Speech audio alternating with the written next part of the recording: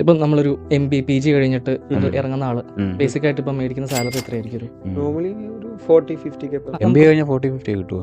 എനിക്ക് let's put it 50. ഒരു high scale തന്നെ നമുക്ക് പിടിക്കാം 50K. അപ്പം ഒരാൾ കഷ്ടപ്പെട്ട് പണിയെടുത്ത് ഉണ്ടാക്കുന്നതാണ് ഒരു മാസം 50K. ഞാനൊരു കാര്യം കാണിച്ചു തരാം, ഇൻസ്പിറേഷൻ ആവുമെന്ന് അറിഞ്ഞൂടെ.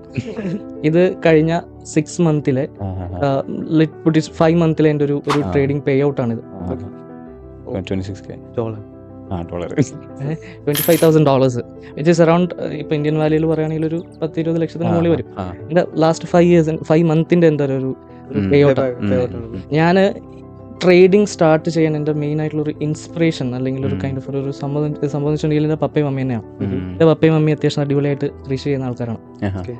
എൻ്റെ പപ്പ രാവിലെ ഒരു 3 മണി 4 മണി അപ്പോൾ എണീറ്റിട്ട് ഒരു 12 മണി 10-11 മണി 12 മണി ഈ സമയപ്പോഴാണ് കിടക്കുന്നത്. യൂഷ്വലി ഇങ്ങനെയാണ് കിടക്കുന്നത്.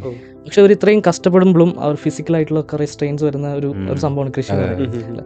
ഇത്രയും ഒരു കഷ്ടപ്പെട്ടിട്ട് അവരെന്താ പറയുക by end of the day അതിൽ ഹാപ്പിയാണ് അവർ. ഞാൻ എൻ്റെ എൻ്റെ BBA പഠിത്തം കഴിഞ്ഞിട്ട് ഞാനൊരു MNCയിൽ വർക്കിന് കയറി യൂഷ്വലുള്ള ടൈം പീരീഡ് തന്നെ വർക്ക് ചെയ്ത് അങ്ങ് പോകുമ്പോൾ ഐ എം നോട്ട് ഹാപ്പി.